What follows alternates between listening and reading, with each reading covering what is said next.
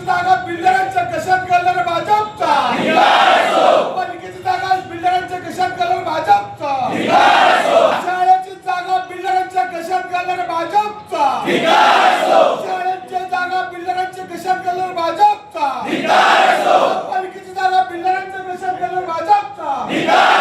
शाळा वाचवा, शिक्षण वाचवा, शाळा वाचवा, शिक्षण वाचवा। या भ्रष्टाचारी महापौरांचा धिक्कार असो, भ्रष्टाचारी महापौरांचा धिक्कार असो, निवडणुकीच्या नावाखाली जागा विकणाऱ्या महापालिकेचा धिक्कार असो, निवडणुकीच्या नावाखाली जागा विकणाऱ्या स्टँडिंग कमिटी चेअरमनचा धिक्कार असो।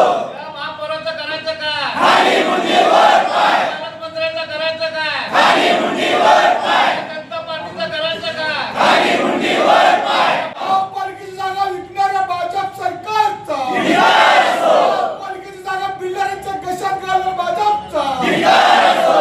महापालिका आयुक्त होश में आओ, होश में आओ, होश में आओ, महापालिका आयुक्त होश में आओ, होश में आओ, होश में आओ, स्थायी समिती सभापती होश में आओ, होश में आओ, होश में आओ, स्थायी समिती सभापती होश में आओ, होश में आओ, होश में आओ। पालिकेच्या जागा बिल्डर देणाऱ्या भाजपचा धिक्कार असो, धिक्कार असो, धिक्कार असो, भ्रष्टाचाराचं रक्षण करणाऱ्या भारतीय जनता पार्टीचा धिक्कार असो, भूखंड विकून श्रीखंड खाणाऱ्या भाजप सरकारचा धिक्कार असो, धिक्कार असो, धिक्कार असो, भूखंड विकून श्रीखंड खाणाऱ्या भाजप सरकारचा धिक्कार असो, धिक्कार असो, धिक्कार असो, अमर बलिदान खाणाऱ्या भाजप सरकारचा धिक्कार असो, धिक्कार असो, धिक्कार असो। महापालिका आयुक्ताचं करायचं काय, खाली मुंडीवर पाय, महापालिका आयुक्ताचं करायचं काय, खाली मुंडीवर पाय।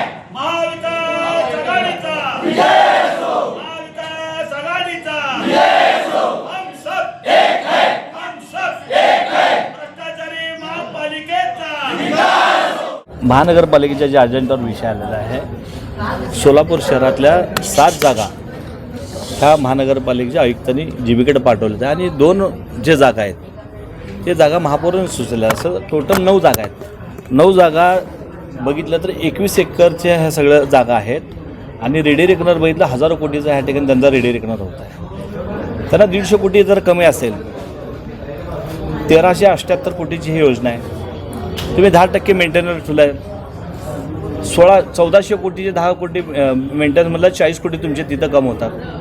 तुम्ही सुवर्ण योजनेचा त्या ठिकाणी 90 कोटी त्याला पकडल्यात, ते 2 जरी तुम्ही वगळलेत तरी मी तुमचे 150 कोटी कवर होतात।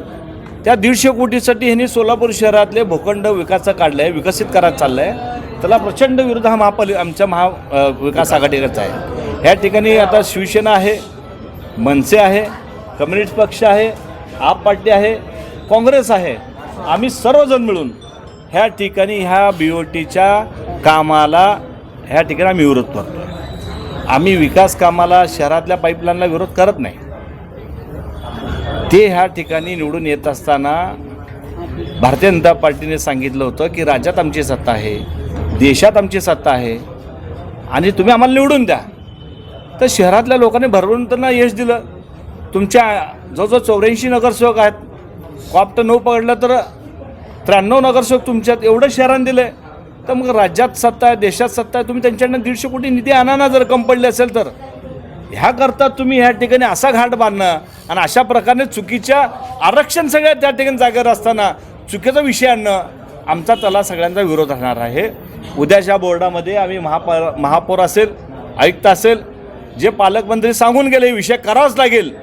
जर चुकीचं काम केलं तर महाविकास आम्ही रस्त्यावर आल्याशिवाय राहणार नाही। एवढंच नाही तर आम्ही कोर्टात देखील जाऊ आणि सोलापूर शहरातले गार्डन असतील, शाळा असतील, बगीचा असतील वाचवण्याचा ह्या ठिकाणी आम्ही प्रयत्न करू आहेत। हे चुकीचं विषय आणलेत, त्यांना कळत नसेल, समजत नसेल, तुम्ही सगळे बघा, सगळे विषय अजेंडावरचे सगळ्या विषय ह्या ठिकाणी आरक्षित जागेचे आहेत। एकतर तुम्ही आरक्षण बदलायला पाठवलं पाहिजे होतं, राज्यामध्ये तुमची सरकार आहे, तुम्ही विषय आणतानाच व्यवस्थित आणायला पालता, हा अतिशय चुकीचा। आणि भारतीय जनता पार्टीला माझा सवाल आहे, भारतीय जनता पार्टीच्या अध्यक्षा जे आहेत आमच्या महिला भगिनी, त्यांचा अजेंडा त्यांनी 20-25 महानगरपालिकेत त्यांनी महागा असे विषय आले तर त्याच ते सांगायचे की भूखंड श्रीखंड। मग आता तुम्ही सभा करत आहे, भारतीय जनता पार्टीचा अजेंडा आहे का भूखंड श्रीखंडाचा? मग तुम्ही काय करता? तुम्ही त्यास आम्हाला ज्ञान देत होता। मग असे विषय आल्यानंतर भारतीय जनता पार्टीचे अनेक लोक सिनियर आहेत, त्यांनी विरोध करायला पाहिजे होता, ही आमची अपेक्षा आहे। आमचे नगरसेवक गटनेते चेतनभाऊ नरोटे यांनी आयुक्तांची वेळ घेतली होती की आम्हाला निवेदन द्यायचं आहे. BOTच्या नावाखाली सोलापूर शहर विकासाचा घाट या महापालिकेतल्या सत्ताधारी भारतीय जनता पार्टीने घेतलेला आहे. त्या संपूर्ण सोलापूर शहरामध्ये उद्रेक होत असतानासुद्धा हे विषय आणायच्या 150 कोटीसाठी 1,500 कोटीची मालमत्ता विकायची. गेली अनेक वर्ष हेच लोक सत्तेत आहेत.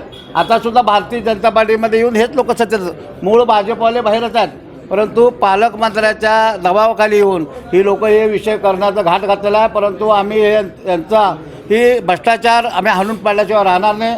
आज आयुक्तांनी काल आम्ही वेळ घेतलं होतं, परंतु आयुक्त वेळ देऊनसुद्धा इथं हजर नाहीत. का तर त्यांच्यावरती प्रेशर आहे. जर तुम्ही जनतेच्या टॅक्स घेता, जनतेचे टॅक्स घेऊनसुद्धा तुम्ही पाणी पुरवठा करत नाही, 1 दिवसात पाणी देता म्हणता 8-8 दिवस पाणी देत नाही आणि प्रचंड भ्रष्टाचार अधिकारी आयुक्ताच्या संगनमताने या महापालिकेत चालू आहे. आज जर आयुक्त नाही आले तर सर्व महाविकास आघाडीचे सर्व पदाधिकारी वरती जाऊन आयुक्ताच्या खुर्चीला किंवा आयुक्ताच्या दरवाजाला आम्ही चिटकावणार आहे. उद्या बोर्ड आहे, बोर्डसुद्धा होऊ देणार नाही. 20 तारखेला मुख्यमंत्री आहेत. मुख्यमंत्र्यांच्या दौऱ्यातसुद्धा आम्ही महाविकास आघाडीचे लोक ठरवणार आहे की कशा पद्धतीचं लोकशाही पद्धतीचं मार्गाने आंदोलन करायचं हे आम्ही ठरवणार. महाविकास आघाडीच्या वतीने बैठक घेऊन सन्मान्य आयुक्त साहेबांना सूचित करण्यात आलं होतं, सांगण्यात आलं होतं की महाविकास आघाडीचे सर्व मेन पदाधिकारी येऊन त्यांना निवेदन देणार आहेत. कारण हे हुतात्मा नगरी आहे. ह्या 4 हुतात्म्याच्या नगरीमध्ये हे जे भाजपने जे खेळ मांडला आहे, आज खरं तर आयुक्त साहेबांनी येऊन आमचं निवेदन स्वीकारायला पाहिलं होतं. कारण आयुक्त जर सोलापूर महापालिकेचा आयुक्त जर महापौराच्या दबावामध्ये पालकमंत्र्याच्या दबावामध्ये काम करत असेल तरी महाविकास आघाडी सोलापूर शहराचे सर्व जनता हे एक आगेमावळ आहे. ह्या आगेमावळला तुम्ही उठवण्याचं काम करू नका. हे आगेमावळ जर उठलं तर आयुक्त साहेब, महापौर साहेब, पालकमंत्री यांना कुठं चावेल त्यांना कल्पना देखील नाही. आणि भविष्यात जर तिने आमच्या मागण्या मान्य नाही केले, आमच्यावर काय गुन्हे दाखल करायचे करा, पण आम्ही त्यांच्या गाड्या रस्त्यावर आम्ही फिरू देणार नाही. त्यांच्या गाड्यावर त्यांच्या तोंडावर काळं फासल्याशिवाय आम्ही स्वस्त बसणार नाही. विकास पालकमंत्र्याच्या इशाऱ्यावर चालू आहे. महापालिकेने महापालिकेच्या जागा विकून महापालिकेचा विकास करण्याचं ठरवलं आहे. इथल्या शाळा असतील, बगीचे असतील, हे विकून जी महापालिका विकास करण्याची गप्पा मारत आहेत.